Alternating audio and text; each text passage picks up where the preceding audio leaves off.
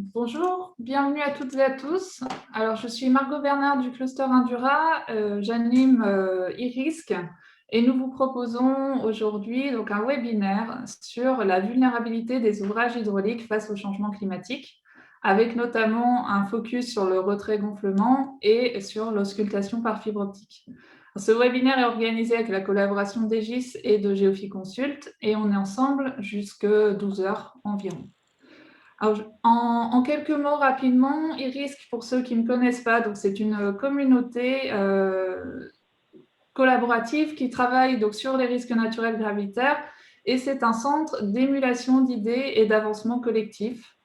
Dans le cadre de e-risque, les partenaires ont décidé de construire une chaîne de connaissances, donc les web e-risque, qui ont pour vocation de porter à la connaissance du plus grand nombre les méthodes, outils, concepts, approches et expériences capitalisées dans les laboratoires et dans les entreprises. Alors, pour ce webinaire d'aujourd'hui, nous sommes avec Luc Boutonnier d'Egis et Cyril Guidou de Geofi Consult. Luc, bonjour. Bonjour. Je te laisse dire deux mots sur Oui, toi, te présenter. euh, oui, donc je suis directeur des géotechniques et bon, en rapport un peu avec le sujet, j'ai piloté le projet de recherche ANR Terre Durable avec de nombreux partenaires qui s'est terminé en 2019 et dont l'objet était la conception et la construction des ouvrages en terre en sol fin. Donc il y a beaucoup de choses que je vais présenter qui viennent de ce projet. Merci. Cyril, même petite présentation, s'il te plaît. Oui, merci. Bonjour à tous et toutes. Alors, Cyril Guidou, je suis associé au sein du bureau d'études Geofi Consult et je suis en charge principalement de la conception, le suivi de réalisation et l'exploitation des systèmes de surveillance par fibre optique et je vous parlerai de l'application de cette techno justement aux digues en remblai. Merci. Alors, en quelques mots, peut-être pour ceux qui n'ont pas l'habitude, des petits rappels. Donc, pour interagir avec nous, vous avez trois modules. On aura des séances de questions-réponses. Donc, pour les questions, posez-les dans le module Q et R. Vous pouvez les poser à n'importe quel moment et je les reprendrai lors des séances de questions-réponses. Donc, il y en aura une après la présentation de Luc Boutonnier et une autre après la présentation de Cyril Guidon. Voilà, et ben, je vous laisse en de bonnes mains. Luc, je te laisse la main. Ok. Alors, je partage. Vous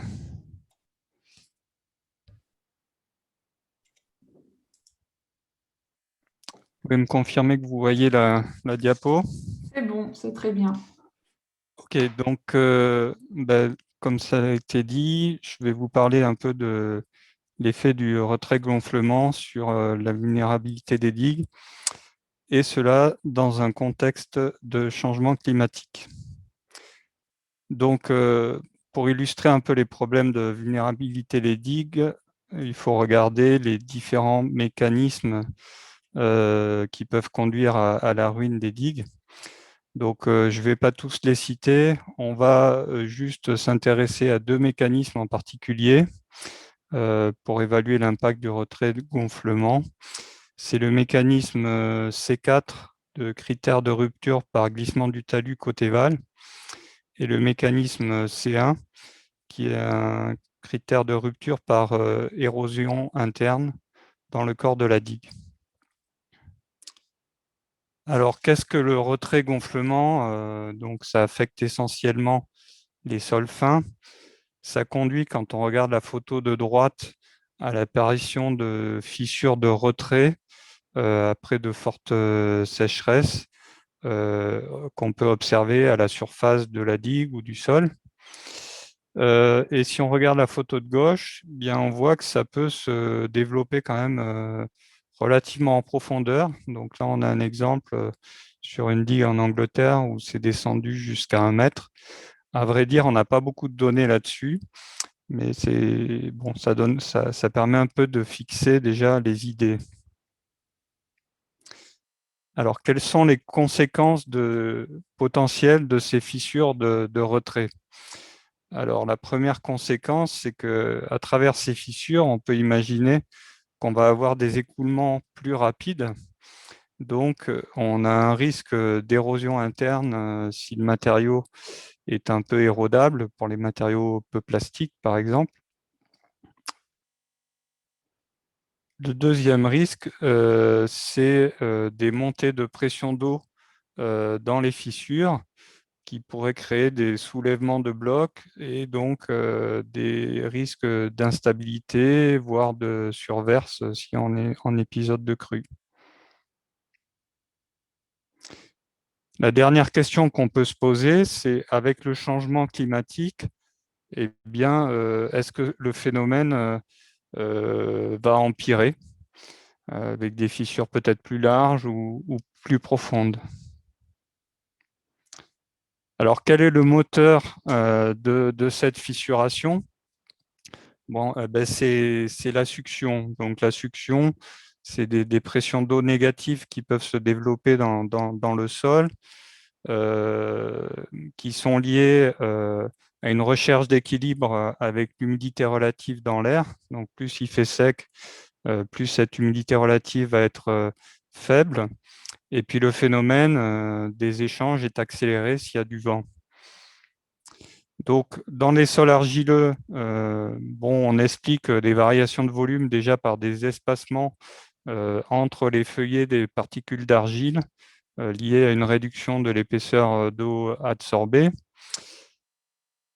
Donc, c'est ce qu'on retrouve comme mécanisme sur la partie gauche de la figure, où on voit que les agrégats de ces particules d'argile, ils peuvent diminuer de volume si on va de droite à gauche, ou augmenter de volume si on va de gauche à droite. Et là, on est plutôt sur un mécanisme réversible. Mais ce n'est peut-être pas le seul mécanisme, parce que si on a un sol qui est peu compacté au départ, où on va avoir nos agrégats d'argile qui vont être empilés, comme sur le carré en haut à droite, avec des espaces entre ces agrégats qui peuvent être assez importants, qu'on appelle des macropores. Et lors d'un premier épisode de montée en succion importante, ces espaces de macropores risquent de disparaître. Et donc, on va avoir une variation de volume qui va être irréversible, avec une contraction qui sera en partie irréversible, liée à la disparition de ces macropores. Si on regarde maintenant le phénomène sur un essai de retrait, c'est indice des vides en fonction de la teneur en eau, la quantité d'eau qu'il y a dans les pores du sol. Bon, quand on est entre les deux pointillés noirs, on est quasiment saturé, donc on est à droite de la ligne optimale de compactage dans les sols compactés. Bon, si on part d'un état initial qui est relativement peu compacté, lors du séchage, le volume va diminuer jusqu'à un certain moment, l'air va commencer à rentrer dans les pores jusqu'à un état final de premier séchage. Si ensuite on réhumidifie, le volume va... ça produit donc la variation de volume négative qui est à l'origine des fissures de retrait. Si maintenant on réhumidifie, eh bien on va avoir un gonflement qui va se produire, mais on voit qu'il ne va pas compenser toute la perte de volume qu'on a eu si on part d'un état initial peu compacté, d'où un risque peut-être d'apparition de fissures permanentes, quoi. Bon, par contre, si on était parti d'un état initial plus proche de l'état final après première humidification, à ce moment-là, on n'aurait pas ces fissures irréversibles. Par contre, on aurait de la fissuration réversible sur les mécanismes de retrait-gonflement qui, déjà, en soi, peut poser probablement problème si les déformations sont importantes. Comme on a dit tout à l'heure, ces mécanismes, leur moteur, c'est la succion. Donc, si on se place dans un climat tempéré, on peut essayer d'estimer quelle est la variation de succion dans l'année. Donc là, il y a 2 exemples basés sur des données de sites instrumentés qu'on a repris dans un papier à paraître là, au Congrès international des grands barrages à Marseille là, en 2021. Et donc, on voit que, par exemple, entre l'été et l'hiver, dans une zone avec un faible écart hydrique, la succion elle peut varier entre 0 pendant l'hiver et 300 pendant l'été. Bon, dans des zones plus sèches, avec des périodes de sécheresse plus importantes, eh bien, la variation, c'est entre 0 et 1100. Donc, on sent bien que dans les zones à fort écart hydrique, le problème va être sûrement plus important. Et donc, si on rajoute là-dedans le changement climatique, ben, ce qu'on peut craindre, c'est qu'aujourd'hui, des zones qui sont à faible écart hydrique deviennent dans le futur à fort écart hydrique. Alors, la question qui se pose, c'est quelle est la profondeur des fissures de retrait et dans différents contextes. Donc là-dessus, on n'a pas forcément beaucoup d'idées. Il faudrait faire des expérimentations sur des sites. Par contre, sur un peu la plage où il y a des variations de teneur en eau, là, il y a déjà un peu des données qu'on peut trouver dans la littérature. On avait fait un peu une petite synthèse dans le projet NR Terre durable, où on trouvait que ça variait de 2 à 4 mètres voilà. Et donc, ces données, vous pouvez les trouver dans cet ouvrage, la conception et construction des ouvrages en sol fin. Si on regarde maintenant ce que disent les guides, grosso modo, c'est qu'il peut y avoir des pertes de caractéristiques de cisaillement, on craint l'érosion interne et on propose de protéger avec des matériaux non sujets au retrait. Et ces matériaux vont limiter l'évaporation et donc probablement bien améliorer les choses. Néanmoins, bon, sur des ouvrages neufs, on peut aussi se demander si on ne peut pas viser aussi certaines spécifications de compactage pour limiter les risques. Pour les ouvrages anciens, on doit pouvoir aussi faire une analyse en fonction des types de sol et des teneurs en eau initiales pour évaluer les risques et bon, il faut surveiller les ouvrages. Donc, dans l'idée des spécifications de compactage, vous avez représenté à l'écran les diagrammes Proctor avec 2 énergies de compactage. On pourrait en tracer d'autres. Les optimums des énergies de compactage passent par une ligne de compactage optimale. Les spécifications de compactage usuelles pour les digues, c'est côté humide ou à l'optimum. On évite d'aller trop côté sec parce qu'on a généralement des perméabilités plus élevées côté sec, ce qui n'est pas très favorable dans des ouvrages hydrauliques.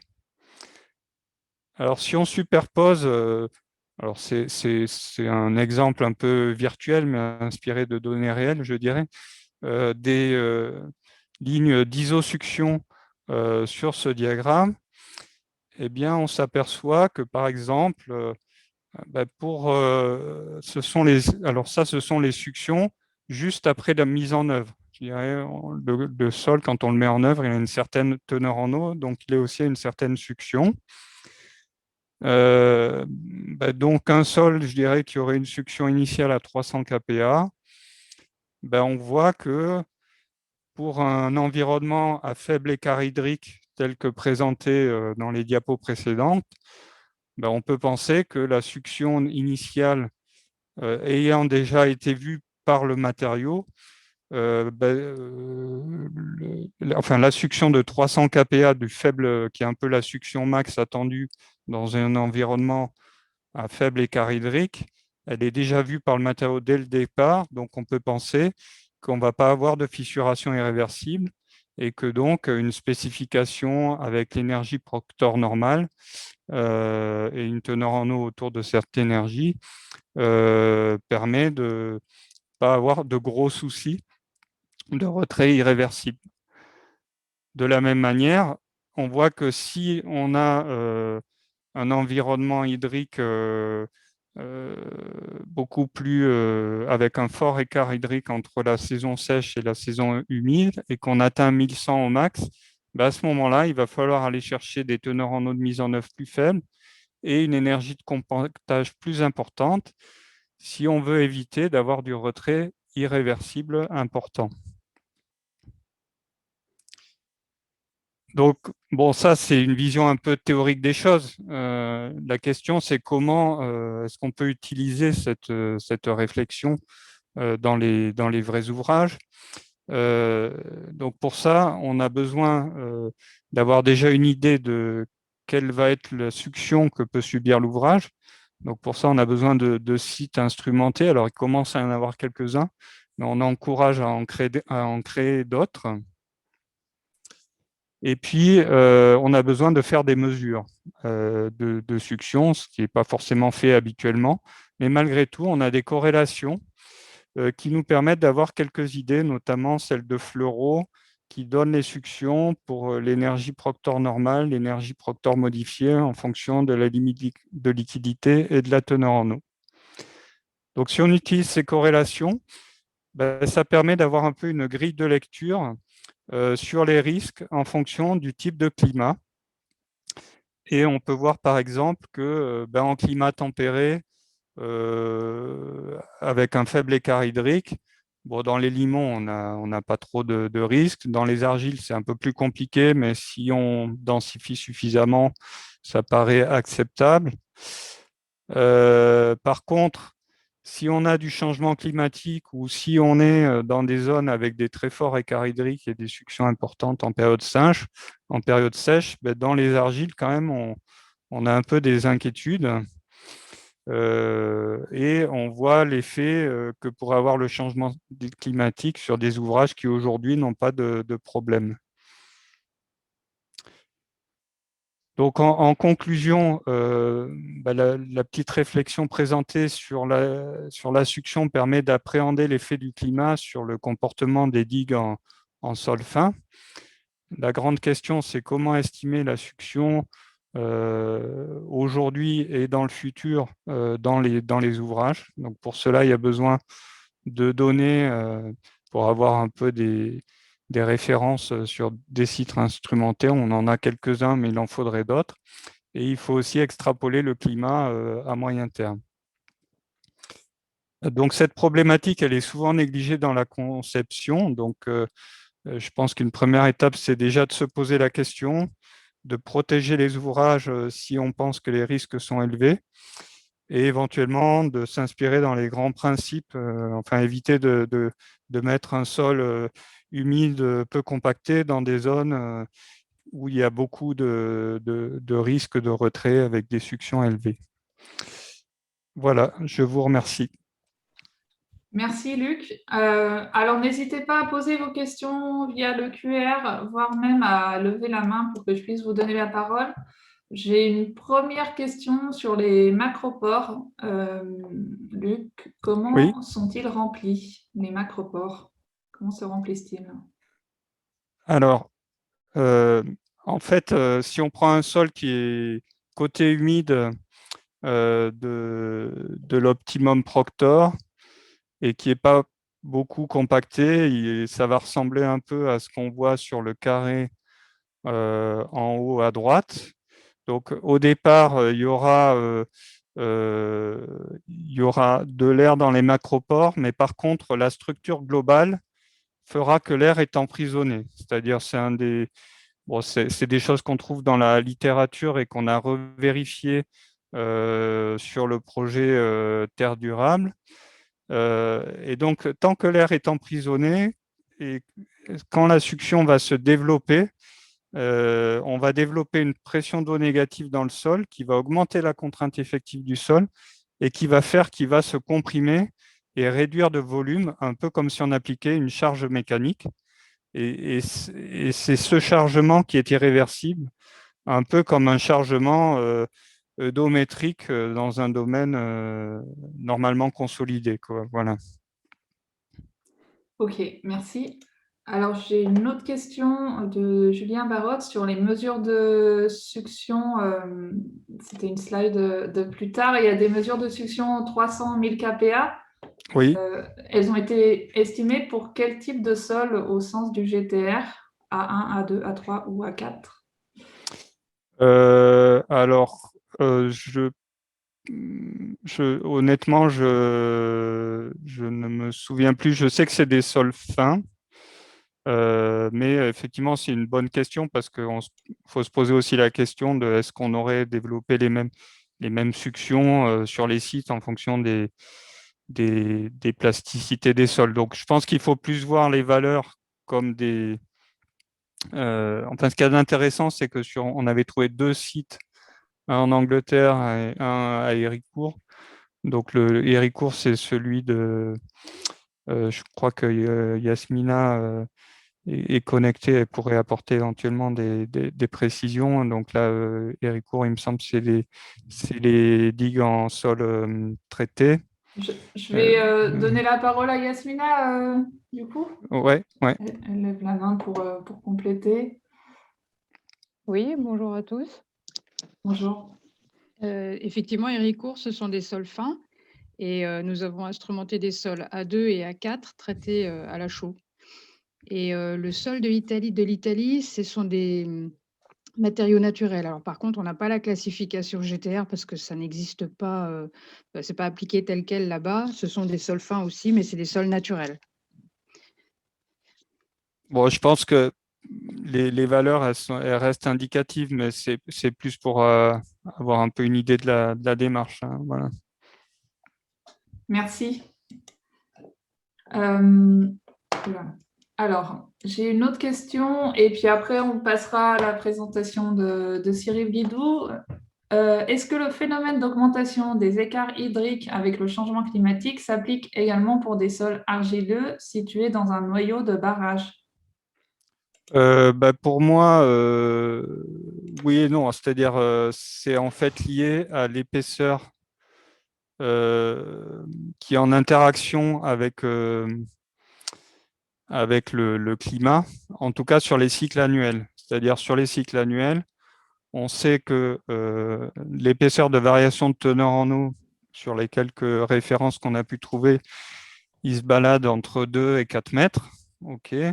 Alors, les fissures, par contre, on ne sait pas jusqu'à quelle profondeur elles vont sûrement moins profond que ça. Donc, bon, sur l'exemple anglais, là, on était à 1 mètre.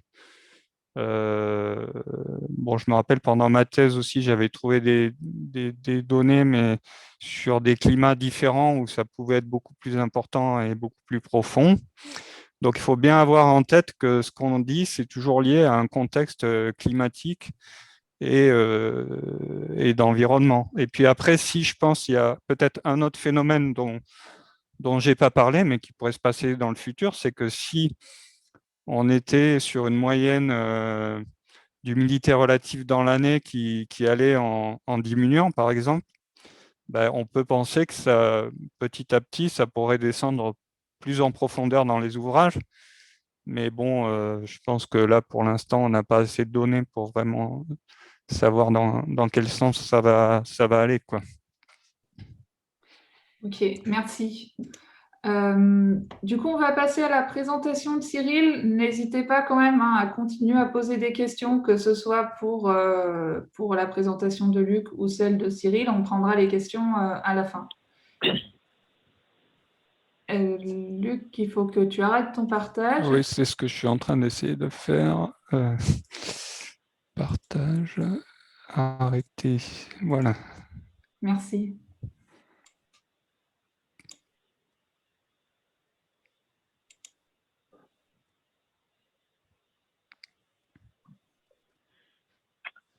Ok, je pense que c'est bon, vous m'entendez bien? C'est bon. Très bien. Donc, je vais prendre la suite pour vous parler effectivement, dans le même contexte que Luc, de l'auscultation des ouvrages en remblai par fibre optique, qui est mon cœur de métier.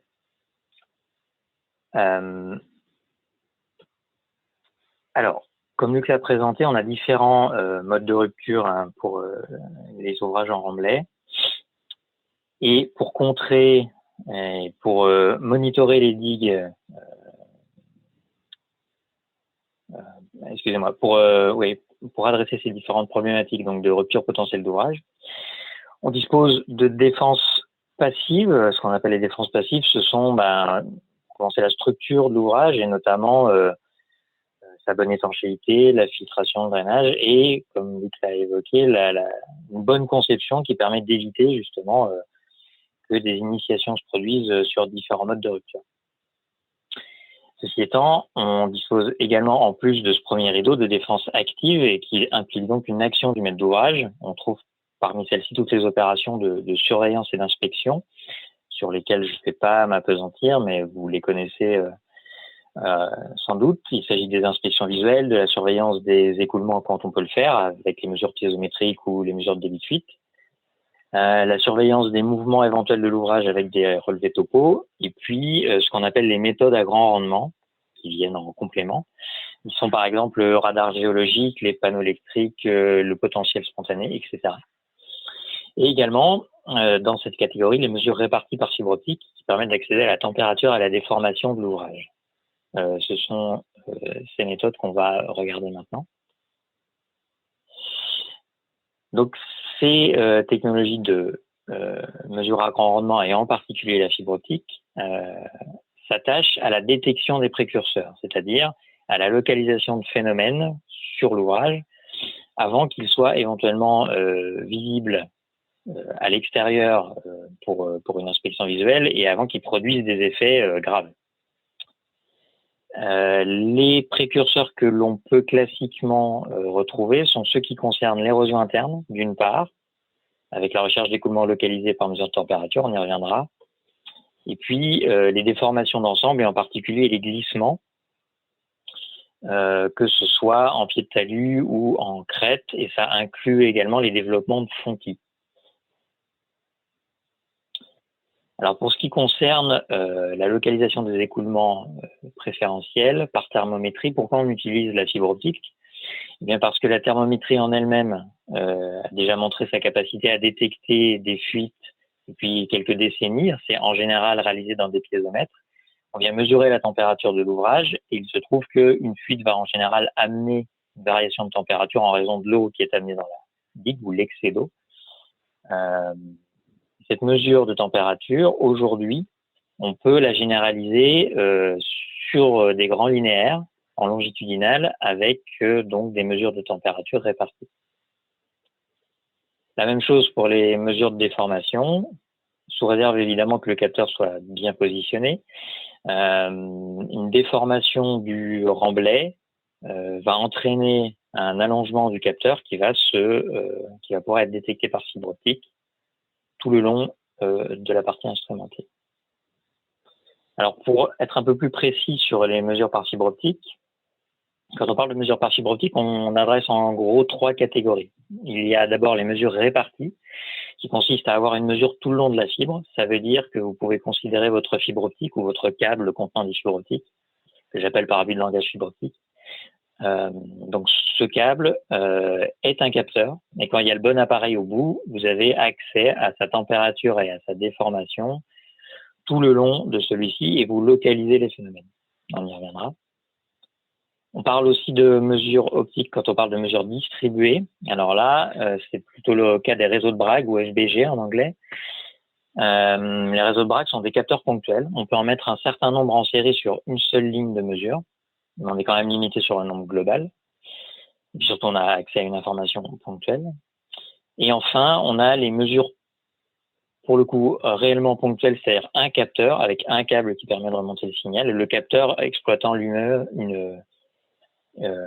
une interaction entre l'optique et les phénomènes physiques qui s'appliquent au capteur. C'est par exemple le cas des mesures intégrées comme les capteurs SOFO, qui est un acronyme pour surveillance des ouvrages par fibre optique, je crois, et les capteurs Osmose. Et là, on parle de capteurs ponctuels. Nous, on va s'intéresser aux mesures réparties. Alors, les mesures réparties sont basées sur la localisation par mesure du temps de vol. Ça veut dire que vous avez votre fibre optique installée sur votre site à surveiller. Dans cette fibre optique, vous injectez de la lumière.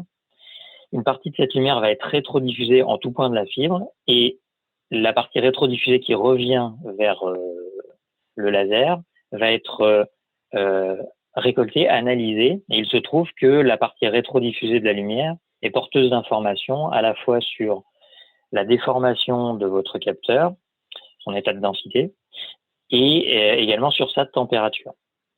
Donc, comme tous les systèmes, oui, je précise que comme vous avez une mesure du temps de vol, c'est-à-dire que vous regardez combien de temps met le signal pour revenir, vous en déduisez la position de ce que vous êtes en train de mesurer le long de votre fil. Donc, comme tous les systèmes, celui-ci est caractérisé par une mesurante qui donc est la température ou la déformation, une portée de mesure qui est typiquement de la trentaine de kilomètres, une résolution spatiale, c'est-à-dire en gros la taille des phénomènes que vous pouvez observer, qui est de l'ordre du mètre, donc qui peut être plus petite, et une répétabilité de mesure, qui est de l'ordre du dixième de degré pour les mesures de température et de 20 microdéformations, c'est-à-dire de 10 puissance moins 5 déformations relatives pour la mesure de déformation.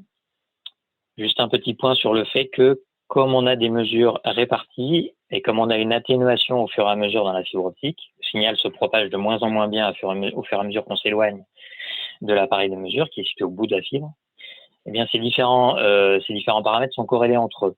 C'est-à-dire que vous n'aurez pas à la fois la meilleure répétabilité de mesure et la meilleure résolution spatiale pour une portée maximale. Il faut ajuster vos paramètres et les valeurs qui sont données là sont des valeurs disons, représentatives, mais si vous voulez faire des mesures très loin, vous allez dégrader votre bruit de mesure et à contrario, si vous faites des mesures très proches, vous allez avoir un très bon bruit de mesure. Vous allez également améliorer votre bruit de mesure en répétant la mesure ou en l'intégrant sur des durées plus longues, ce qui, dans notre champ d'application, n'est pas forcément problématique ni une limite. Alors, pour finir sur la techno en elle-même, je ne vais pas détailler les différents avantages. Ce qui nous intéresse, nous, ici, c'est plutôt la localisation des événements, c'est-à-dire qu'on peut connaître au mètre près ce qui se passe sur un ouvrage sur lequel est installé le système. Et d'autre part, si la fibre est intelligemment placée, on peut avoir accès à des précurseurs avant qu'ils produisent des effets visibles à l'extérieur de l'ouvrage, à la surface de l'ouvrage. Il faut avoir en tête les contraintes qui sont d'une part que l'intérêt technico-économique de la techno est surtout valable pour les grands linéaires ou les projets à fort enjeu. La traduction, c'est que la fibre optique en tant que telle n'est pas chère, mais par contre l'appareil qui va au bout est relativement onéreux et donc il n'est pas forcément pertinent de déployer ce genre de technologie sur des tout petits ouvrages ou sur des petits budgets de manière générale. Une autre contrainte, bien que ce soit pour le coup un avantage pour nous parce que c'est notre travail, c'est qu'on a besoin d'une expertise en général au stade de la conception, un petit peu pour la mise en œuvre, mais c'est très léger, et un petit peu pour l'exploitation. Comme on va le voir, il suffit pas de mettre de la fibre pour que ça fonctionne, il faut vérifier que le système est pertinent pour ce que recherche le maître d'ouvrage. Et pour l'exploitation, on a en général besoin d'une année de rodage du système, parce que chaque site est différent, avant de passer à une exploitation qui pourrait être plus pouce-bouton, où le maître d'ouvrage peut s'en charger lui-même sans grosse montée en compétences. Alors, comment on exploite ces mesures-là ? Pour ce qui est des localisations de fuite, on a deux technologies. La première, c'est ce qu'on appelle la méthode du gradient ou les mesures passives, où on va simplement exploiter les variations de température naturelles entre le réservoir typiquement et l'air et la digue. Le principe étant que la fuite va amener la température de l'eau pour aller vite jusqu'au point de mesure. Alors ça implique évidemment que la fibre optique soit située de manière à pouvoir intercepter l'écoulement ou à être à son voisinage.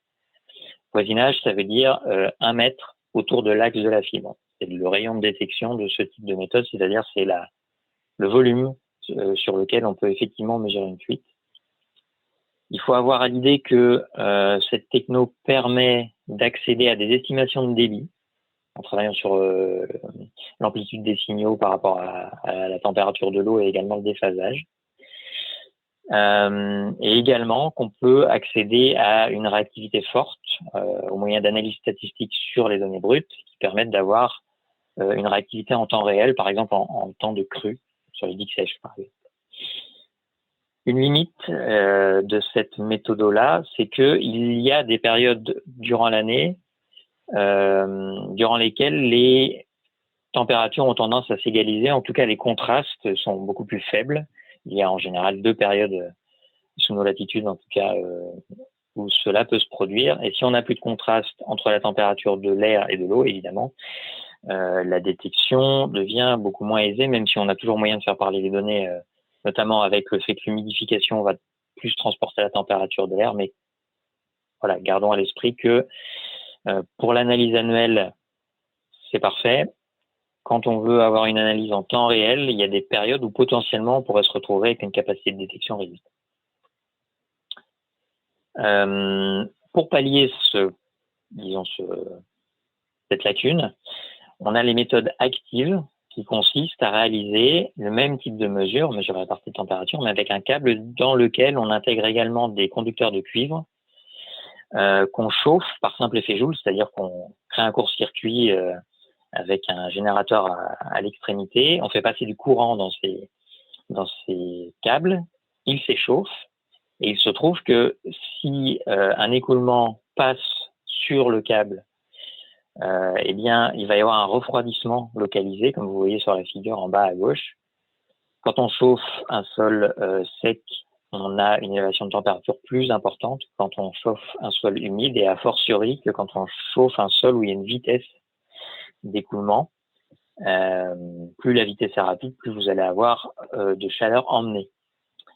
Ça donne ce type de graphe qu'on peut voir à droite, où vous allez avoir en fonction de la longueur de câble, le delta T qui représente l'élévation de température, et vous allez avoir des points, vous voyez, d'affaissement de la température qui correspondent à des zones de saturation d'une part, et au-delà d'un certain affaissement d'eau en mouvement qu'on peut quantifier. Alors on l'a quantifié en général à la décade près, c'est-à-dire on dit que c'est 10-3, 10-4, 10-5 mètres par seconde. C'est déjà une bonne estimation. Par contre, la limite de cette méthode, c'est que son rayon de détection est beaucoup plus faible. Le fait est que si on n'intercepte pas l'écoulement, s'il passe à 1 mètre, pour le coup, eh bien, on ne le verra pas par cette méthodologie-là. Juste un petit point sur la déformation pour vous donner des ordres de grandeur. C'est pour ce qui nous concerne surtout utilisé pour le suivi de fontis. Vous voyez ici un modèle, alors c'était des essais qui avaient été réalisés au CER de Rouen. Il y avait eu des couches de sol qui avaient été disposées sur des vérins. Les vérins avaient été actionnés et on avait regardé comment la fibre optique, qui est modélisée en rouge ici sur le dessin, se déplaçait en fonction du déplacement du sol modélisé par les vérins. Il se trouve que, comme on a une sensibilité de 20 microdef, on voit assez rapidement les phénomènes apparaître dès que le fontis se développe. Il faut retenir cependant que comme on fait des mesures longitudinales sur la fibre optique, on n'a pas accès directement au déplacement, parce que le déplacement va se produire, disons, perpendiculairement à l'axe de la fibre. Et nous, ce qu'on va mesurer, c'est son allongement consécutif au déplacement. Donc, il faut avoir accès à un certain nombre de routines de calcul pour remonter au déplacement effectif du sol. Ça, c'est quelque chose qu'on fait assez couramment, et dans ce cas-là, le câble est intégré au milieu qu'on cherche à surveiller. Juste pour le mentionner, on peut également faire la même chose dans des ouvrages, c'est pas le sujet ici, mais c'est pour le mentionner, on peut également faire des mesures de fissuration dans le béton, avec un câble noyé dans un massif ou collé en surface. Et dans ce cas-là, on aura la possibilité de localiser et de mesurer les fissurations. Alors rapidement sur la conception, comme je vous le disais tout à l'heure, il faut en général avoir accès à une conception, une expertise de conception pour déployer la mesure par fibre optique, en tout cas quand il s'agit de localiser des écoulements. Parce que il faut s'interroger sur l'endroit où la fibre optique sera la plus utile, où est-ce qu'elle a le plus de chances de localiser les phénomènes qui sont attendus, et aussi si l'amplitude des phénomènes attendus en raison des températures de site, c'est-à-dire de la météo du coin, quoi, la variation de température de l'air et la variation de température du réservoir, si ces contraintes-là sont en mesure d'amener une variation de température en cas de fuite qui soit mesurable par l'appareil, c'est-à-dire supérieure au bout de mesure, pour aller vite. Alors je précise que cette étude, elle n'est pas toujours pertinente dans la mesure où on n'a pas toujours le choix. Mais en principe, dans notre REX, on a surtout équipé des ouvrages anciens sur lesquels donc les questions de faire une bonne conception et de faire une bonne mise en œuvre étaient plus d'actualité, évidemment, parce que les ouvrages étaient vieux. Donc, on intervenait en curatif. C'était des ouvrages dans lesquels il y avait des travaux de prévus, de renforcement, typiquement. Et à ce moment-là, la fibre peut s'intégrer. Le budget, dans ce cas-là, est plutôt de l'ordre de l'épaisseur du trait des travaux, des budgets des travaux. Et on doit, compte tenu des contraintes de chantier, se demander où est-ce que serait le meilleur emplacement et modéliser les échanges thermo-hydrauliques pour vérifier que c'est bien le bon endroit. Quelques exemples de réalisation maintenant. Alors, le premier type de réalisation, c'est sur un ouvrage en remblai qui a été équipé. Donc un ouvrage de 13 km, une digue le long d'une rivière. Cette digue avait été diagnostiquée comme sujette à l'érosion interne en différents points. L'érosion interne ici étant de l'érosion de contact entre le remblai et la fondation, principalement entre vraiment le remblai fondation comme vous voyez ici sur les fuites hautes, et puis également entre le sable limoneux et les alluvions de fondation en partie. Pour remédier à cet état de fait, il a été décidé d'installer une paroi étanche, d'une part, et d'autre part, de réhabiliter le système de drainage, donc de mieux drainer l'ouvrage, en refaisant le talus, le pied de talus, et également le canal de drainage. On a été sollicité à ce moment-là pour étudier la faisabilité de la fibre optique et la pertinence de la fibre optique installée dans ces nouveaux dispositifs de drainage. Donc vous voyez qu'ici, la fibre optique est a priori pertinente parce qu'elle va se situer le long du chemin que suivront les écoulements préférentiels, étant dans les dispositifs de drainage. Vous voyez ici une photo vue du ciel de l'ouvrage en question. Vous voyez la paroi étanche en cours de réalisation et puis la partie ici terminée du talus après réception. Alors, qu'est-ce qu'on fait de ce genre de système? Eh bien, on obtient des mesures. Alors, pour le coup, là, on travaille de manière annuelle. Donc, on fait un an de mesure, de la même façon qu'on fait une surveillance annuelle avec d'autres types d'acquisitions par ailleurs. On obtient, là, avec des méthodes statistiques que je n'établirai pas ici, un paramètre de détection que vous voyez sur la figure du haut en ordonnée, en fonction de la position le long de l'ouvrage, ce qu'on appelle le point kilométrique ou PK. Et on se donne en général un critère statistique également sur ce paramètre de détection, le seuil de détection donc. Et on voit quand le paramètre excède ce critère. À ce moment-là, on va aller voir ce qui se passe à l'endroit où le paramètre de détection a excédé le critère. À ce moment-là, on revient sur les températures brutes de la fibre optique sans traitement statistique. Et on obtient par exemple ce genre de figure que vous voyez en bas. Vous avez en noir la moyenne de température du tronçon. Le tronçon, c'est que les fibres optiques sont en général posées par morceaux. On ne peut pas poser 13 bornes d'un coup.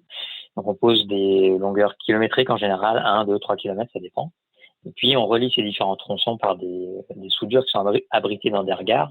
Donc un tronçon signifie l'espace entre deux regards consécutifs. En général, ces tronçons sont homogènes.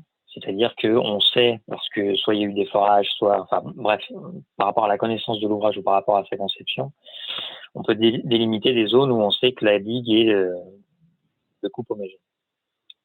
Donc on voit ici qu'on a une certaine température en moyenne le long du tronçon en noir, et puis la température au point d'intérêt qu'on a localisé donc par détection, par dépassement du critère de détection. Eh bien on voit que à ces endroits-là, on a des variations temporelles de la température qui sont marquées à des moments donnés. Il se trouve qu'ici, ça correspond à des moments où vous voyez que la température du point d'intérêt, qui est le PK 15,4 ici, qu'on retrouve là, vous voyez que les températures, lorsque ça bouge et que ça s'écarte du tronçon, on a tendance à se rapprocher d'une température moyenne, plus chaude lorsqu'on est dans les périodes froides et plus froide quand on est dans les périodes chaudes. Cette température vers laquelle on tend, c'est la température du réservoir. Et ces variations de température correspondent en fait à un défaut en partie haute de la paroi. Et ce défaut, il est activé en quelque sorte lorsque le niveau de chargement de la digue augmente. L'eau, à ce moment-là, passe par-dessus le trou en partie haute de la paroi et vient donc s'infiltrer jusqu'à la fibre optique qui détecte cette eau. Ça, c'est le premier type d'application. Donc, on a une localisation du phénomène et on peut, grâce à l'analyse des températures, l'expliquer. Évidemment, on reboucle avec le maître d'ouvrage pour valider cette hypothèse. Une deuxième application possible, c'est l'estimation de vitesse. Pour estimer les vitesses, on va modéliser les échanges thermiques, c'est-à-dire qu'on va prendre la température de l'eau du site, de l'air du site, et on va utiliser une modélisation qui implique un modèle d'ouvrage. Et on va chercher à faire varier différents paramètres parce qu'on ne maîtrise pas, par exemple, la vitesse des écoulements, on ne maîtrise pas la conductivité thermique du matériau, même si on a des bornes de variation. Donc, on fait varier ces différents paramètres et on recherche le meilleur ajustement entre la température qu'on a modélisée et la température effectivement mesurée par la fibre optique. Ce que vous voyez en haut, là, vous avez l'écart moyen qui est donc la différence en chaque point, c'est-à-dire en chaque mètre le long de cette digue, l'écart moyen entre le modèle et la mesure. Vous avez un modèle qui modélise uniquement les échanges à partir de l'air et un autre qui modélise les échanges à partir de l'eau, qui fait intervenir donc la vitesse de Darcy. Lorsque le modèle, une des interprétations possibles, c'est que lorsque le modèle R se dégrade, c'est-à-dire devient moins bon et explique moins la température mesurée que le modèle eau, on en déduit la possibilité d'un écoulement ou d'une humidification. À ce moment-là, on va regarder le meilleur ajustement aux données. Et comme on fait varier différents paramètres, dont la vitesse, on va retenir la vitesse qui correspond au meilleur ajustement. Vous voyez ici, le modèle étant bleu et la mesure étant rouge. Vous avez en noir également la moyenne du tronçon, tout à fait différente à cet endroit-là. De cette manière-là, on approche une vitesse d'écoulement, ici pour cet exemple-là, de 10-5 mètres par seconde. Je termine sur les déformations pour vous montrer à quoi ça ressemble. On a ici une application à la mesure de fontis, comme je vous le disais. Un suivi de fontis en crête.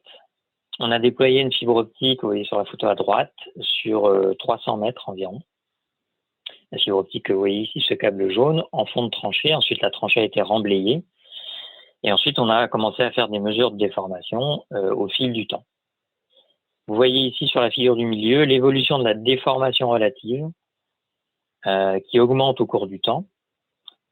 Et vous voyez que sur le terrain, après avoir constaté qu'on avait effectivement une augmentation assez nette de la déformation sur à peu près une extension de 5 mètres, on est allé voir au droit de cette détection, parce que je vous rappelle qu'on localise les mesures, et on a constaté seulement à partir du mois d'avril de l'année 2015, effectivement un petit tassement, que vous voyez ici, en crête, assez localisé de faible section. On a quelque chose de 60 cm de diamètre à peu près, on dit pas tout à fait rond, alors que vous avez une mesure de la fibre optique qui était en dessous à peu près à 1 mètre de profondeur, qui est beaucoup plus étendue. Et surtout, cette mesure, cette mesure fibre optique, elle a montré un déplacement, alors qu'en surface, on ne voyait encore rien. Une autre application, un autre résultat, c'est l'application aussi au suivi de fontis sur un canal. Cette fois-ci, vous voyez ici, pendant les travaux, le canal était en réfection, on a refait l'étanchéité. Sous l'ancienne étanchéité, il y a eu une saignée pour venir poser le même type de câble, en tranchée très peu profonde, un trait de scie si vous voulez. C'est en activité depuis 2011. On a un suivi annuel de ce site et on voit, pour le coup là, une figure typique de fontis, qui se développe de manière irréversible. Et vous avez ici le tassement relatif, à la déformation relative, excusez-moi, au cours du temps. Donc c'est un outil excessivement utile là, puisqu'on est sous un canal et qu'on n'a pas moyen d'aller voir, si on a moyen d'aller voir par bathymétrie, mais effectivement, étant donné les tassements en jeu, je suis pas certain que les autres technos le permettraient. En tout cas, on a, alors que le canal est en eau, un suivi du tassement de son radis. Pour finir, donc les mesures réparties par fibre optique sont une technologie qui reste toujours complémentaire des outils de surveillance existants. Hein, ça ne peut pas tout faire, très très clairement. Le gros avantage est la localisation et la détection des phénomènes avant-coureurs avant qu'ils se voient à l'extérieur. Il faut garder à l'esprit que c'est quand même particulièrement adapté aux grands linéaires ou aux enjeux forts, mais que ça ne peut pas se déployer partout, ce n'est pas la solution miracle. Voilà, je vous remercie pour votre attention. Merci Cyril. Je passe directement à quelques questions. J'ai une question d'Emmanuel Lavallée qui demande quelle est la tolérance ou la capacité de déformation d'une fibre optique en cas de mouvement de remblai comme en traction. Alors, le câble optique va typiquement se dégrader, c'est-à-dire qu'on va avoir plus de bruit de mesure à partir de 3% d'élongation relative. Contraction, même chose. Mais par contre, ça ne veut pas dire un mouvement de terrain de 3%. Hein. C'est ce que je vous disais tout à l'heure, puisqu'on va mesurer, nous, une élongation. Et en général, le terrain il va pousser dans l'autre sens. Donc, ça ne veut pas dire que si vous avez un mouvement, un déplacement de seulement quelques centimètres, vous allez casser votre fibre. Typiquement, avant de rompre la fibre, il faut... le seul exemple que j'ai en tête sur tout ce qu'on a installé, c'était un démonstrateur aux Pays-Bas, ça s'appelait iDike à l'époque, où des digues avaient été amenées à la rupture et à l'intérieur, ils étaient instrumentés, notamment par de la fibre optique. Et on a perdu le signal que quand la digue a effectivement cassé, c'est-à-dire qu'il y a eu au début un déplacement, un bourrelet en pied, on commençait à s'effondrer en crête, on mesurait tout ça, et c'est quand l'ouvrage est vraiment parti avec l'eau qui a fini par se frayer un chemin que la fibre a cassé. Donc je ne saurais pas vous dire une limite, mais a priori sur des mouvements de terrain tels qu'on les, par exemple sur les fontis là qu'on a vus, on n'a pas atteint la limite. Ok, ça répond aussi donc à la résistance en traction de cette fibre. Alors la résistance en traction, ça va dépendre du câble et de la fibre, mais on va être autour typiquement de 2 kN. Ok. Un ordre de grandeur. Alors toujours sur le même sujet, quand ça casse, comment est-ce qu'on fait pour réparer? Enfin, ça casse rarement, j'ai l'impression, mais... Ouais, alors ça peut casser. Les seuls casses que j'ai eu à déplorer, c'était en chantier quand il y avait un coup de pelle malencontreux, un coup de pelle mécanique, hein, j'entends. Parce que c'est quand même des câbles assez robustes. Donc c'est des incidents de chantier, ça arrive une fois. Comment on répare? On ressoude. Mais pour ça, il faut avoir accès évidemment à l'endroit cassé. Donc si c'est une fibre enterrée, il faut décaisser. Ça c'est malheureusement obligatoire. Mais c'est quelque chose qui se répare assez facilement. C'est comme pour les télécoms. D'ailleurs, ce sont des câbles en général assez standards. Ça peut être des câbles, en tout cas pour le passif, des câbles standards télécom. Donc, on vient récupérer le câble et on vient lui recoller un morceau de câble par soudure, par épissure. C'est-à-dire que la fibre optique, c'est quelque chose qu'on peut faire fondre assez facilement avec des machines prévues à cet effet. On réaligne les fibres ensemble et ça recrée une fibre après qu'on protège avec un boîtier, etc. Donc, c'est assez facile à faire. La seule contrainte, c'est qu'il faut accéder à la fibre. Si elle est profondément enterrée, c'est pas forcément possible. Okay. Disons pas à moindre coût. Ok. Il y a quelqu'un là qui fait un parallèle avec la présentation précédente où on a vu que la succion avait un rôle important et du coup qui demande est-ce que les techniques de mesure par fibre optique peuvent être adaptées pour mesurer des pressions interstitielles positives ou négatives? Alors aujourd'hui, c'est quelque chose qui est encore au stade de la R&D. Il y a différents projets qui sont existants aujourd'hui avec des manips de grande ampleur, mais aujourd'hui, on n'a pas de techno, disons, industrielle qui permettent de remonter à la pression du milieu environnant le capteur. Ok. Mais c'est quelque chose qui se développe. Ok. Alors, j'ai beaucoup de questions, hein, donc je les prends à la file. En tout cas, si on n'a pas le temps de toutes les prendre, je te les transmettrai, Cyril, pour que tu puisses Oui, répondre. ok. Alors, le comportement ou l'efficacité des fibres, sont-elles sensibles à des températures importantes ou bien à l'inverse, à des températures négatives, gel, Alors, etc. le gel, non. Maintenant, alors, il y a deux choses. Le câble optique en lui-même, il est donné pour des fonctionnements sans problème, disons entre moins 20 degrés et plus 80. Voilà, ça c'est la gamme classique. Après, il y a toujours des câbles qui peuvent être faits à façon, qui peuvent aller plus loin, mais c'est plus cher.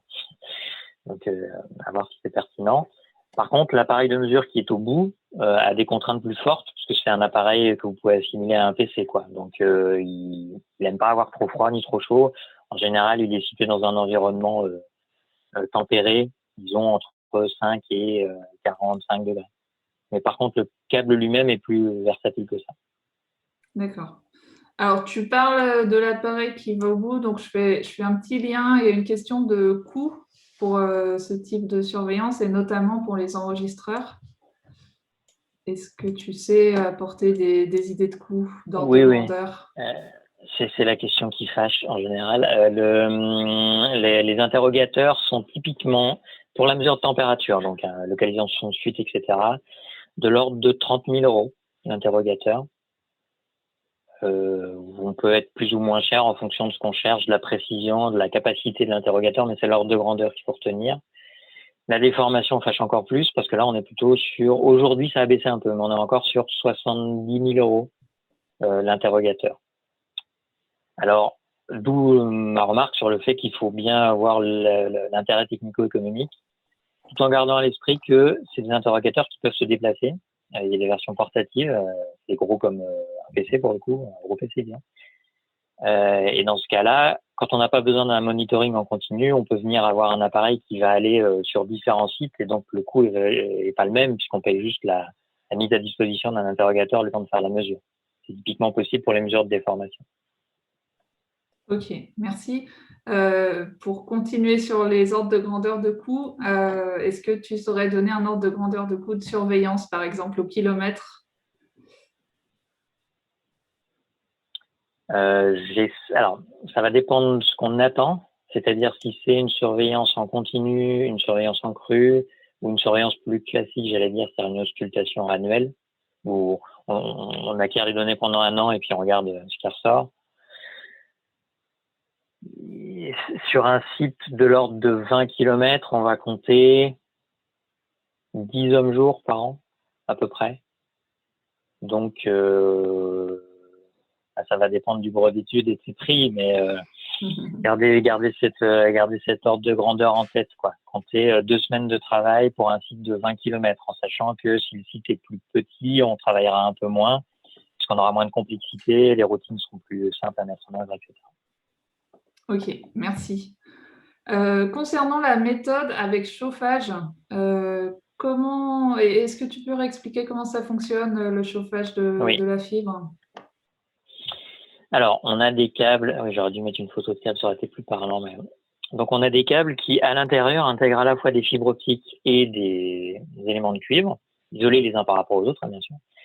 À une extrémité, on vient faire un pontage entre certains éléments de cuivre, on boucle le circuit, et à l'autre extrémité, on vient simplement mettre sous tension, alors en général avec des tensions normales, je veux dire de groupe électrogène, donc 230 volts ou éventuellement moins, si c'est plus petit. Et donc, le fait qu'on mette sous tension cette boucle de cuivre va faire que le câble va chauffer. Il va chauffer à l'intérieur, mais le câble, même physiquement, après, va chauffer. C'est-à-dire, si on met sa main dessus, on voit que ça chauffe. Et quand un écoulement vient passer à un endroit du câble, eh ben, localement, la température va baisser parce que l'eau va emmener une partie de la chaleur dégagée par le cuivre. Et on peut mesurer ça parce que les mesures réparties font une mesure de température en tout point de la fibre. Enfin, en tout point, c'est abusif, disons tous les mètres le long de la fibre. Donc, si vous avez votre écoulement qui vient, mettons, vous avez 1000 mètres de fibre installée, vous avez un écoulement à 450 mètres qui vient intercepter la fibre, enfin la fibre l'intercepte plutôt, et ben la chaleur produite par le câble à cet endroit-là va chuter et vous allez le voir sur votre mesure en temps réel. Alors, quand je dis en temps réel, on fait des mesures en général de 5-10 minutes d'acquisition pour lisser le bruit. Et on fait ça pendant 1 heure ou 2, ça dépend du site, du type de câble, etc. Et donc, on voit assez rapidement sur un profil, comme vous voyez ici à droite, quand vous regardez l'écart de température. Donc, l'écart de température, ça veut dire que vous partez d'une certaine température de base, avant chauffe, et puis votre câble va se chauffer au fur et à mesure. Mais il y a des endroits où on va rester assez bas, et c'est là où il y aura l'eau. Je ne sais pas si ça répond à la question, du coup. Si, je pense que si. J'espère. Si ça ne répond pas, voilà, n'hésitez pas à me recontacter, puis je ferai le lien avec Cyril ou à contacter directement Cyril si vous avez son contact. Je continue encore quelques minutes. Voilà, on débordera de 5 minutes et puis après on s'arrête. Quel est le mode de contact nécessaire de la fibre avec le terrain? Contact direct ou non? Ouais. Alors effectivement, alors pour ce qui est de la déformation, évidemment, on veut que la fibre soit au contact du matériau parce qu'il faut qu'on sente le mouvement. Pour ce qui est de la température, en général aussi, en réalité, c'est-à-dire qu'on préfère qu'il n'y ait pas autour de fourreaux ou de drains pour plusieurs raisons. La première raison, c'est que votre drain, éventuellement, il va être avec de l'air dedans. Il va créer une couche isolante. Sauf si c'est saturé, bien entendu. Mais l'autre problème, c'est que si on est dans un drain, on va pouvoir collecter éventuellement des écoulements qui viennent d'ailleurs et ensuite, l'eau va se propager le long du drain, donc le long de la fibre. Dans ce cas-là, même si la source d'eau était localisée, elle va se diffuser et on va perdre en capacité de localisation. Donc, pour répondre à la question, en général, on met la fibre à cru. Alors, je dis la fibre, le câble contenant les fibres, on le met à cru dans le matériau. Ok. Tu as soulevé du coup la deuxième partie de la question. Quel est le risque que la ligne de pose de la fibre constitue un drain ou un chemin préférentiel pour l'eau d'infiltration? C'est ça. La fibre posée dans le massif, elle va pas faire chemin préférentiel. Ça suffit pas. L'eau va pas s'écouler le long de cette. Alors, encore une fois, dans notre expérience, on travaille en général dans du matériau drainant, mais avec des points d'exutoire de loin en loin. Et avec une pente naturelle. Donc, il y a toujours une partie de l'eau qui va s'en aller le long du drain, mais qui va se répartir dans le massif et qui va pas se localiser le long du câble. Donc, on aura toujours un effet plus important là où l'eau arrive plutôt que là où après elle se diffuse. Donc, on ne perd pas en capacité de détection à ce jour, en tout cas. Tant qu'on n'a pas de drain vraiment type drain agricole ou drain creux, quoi. Ok. Le suivi des fontis est déployé aussi sur d'autres ouvrages binaires? Oui. Alors nous, on n'a pas travaillé on a travaillé sur une autoroute en Nouvelle-Zélande, mais c'était une fois. Sur les voies ferrées, il va y en avoir cette année. On travaille avec SNCF Réseau justement pour déployer ça. SNCF Réseau de Tours, pour être précis, ou d'Orléans. Ça m'échappe là soudain, mais c'est Tours, pardon. Donc oui, c'est des choses qui se déploient, mais à ma connaissance, il n'y a pas beaucoup de choses instrumentées aujourd'hui. La limite est toujours la même, hein, c'est que c'est une instrumentation qui doit être rentabilisée sur des linéaires qui valent le coup ou sur des sites où il y a vraiment un gros enjeu, ce qui est le cas là. Ok. Et donc ça fonctionne en déformation, il n'y a pas besoin de présence d'eau? Non, effectivement, là on cherche à localiser des fontis. Donc, on cherche à regarder la déformation. Alors, j'ai pas précisé. Les technos sont tels que quand on fait de la mesure de température uniquement, on n'est pas sensible à la déformation. Par contre, quand on fait la mesure de déformation, on est sensible aux variations de densité de la fibre, donc éventuellement aux variations de température. Mais en principe, les effets de déformation sont très dominants par rapport aux effets thermiques. Ok, merci. Quel est le diamètre d'une fibre? Alors la fibre en elle-même, c'est tout petit, c'est comme les fibres télécom, hein, donc c'est la partie qui guide le signal, le guide d'onde, c'est 125 microns, gaine comprise, mais c'est intégré dans des câbles qui sont eux de taille, typiquement on a un diamètre du centimètre. Ok. Et alors une dernière question, je pense que tu y as déjà répondu un petit peu pendant ton exposé, mais tu peux répéter. La fiabilité des mesures est-elle aussi liée à la position de la fibre au sein du remblai et à son écart par rapport au front de saturation? Oui, complètement. Alors, c'est vrai que je suis peut-être un peu brouillon, mais la partie, quand on fait de la conception, on s'intéresse vraiment à ça, justement, à savoir si, comme on mesure de la température, il y a différentes sources de perturbations de température. Ça peut être une montée de nappe, ça peut être même les précipitations, éventuellement, si on a des fissurations pour le coup qui amènent la flotte directement sur le capteur. Donc, oui, la capacité de détection est complètement liée à sa proximité par rapport à une nappe éventuelle, bref, tous les éléments environnementaux. Merci beaucoup, Cyril.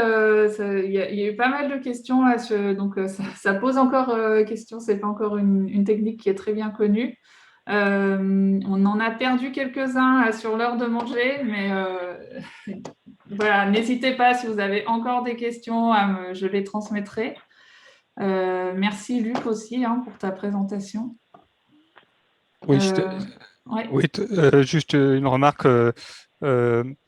Nous, on a aussi posé pas mal de fibres justement sur des infras en ferroviaire, plutôt pour les problématiques de déformation. Donc, il y a des exemples dans le ferroviaire et sur de l'infra. Voilà. Bon, je referme la parenthèse.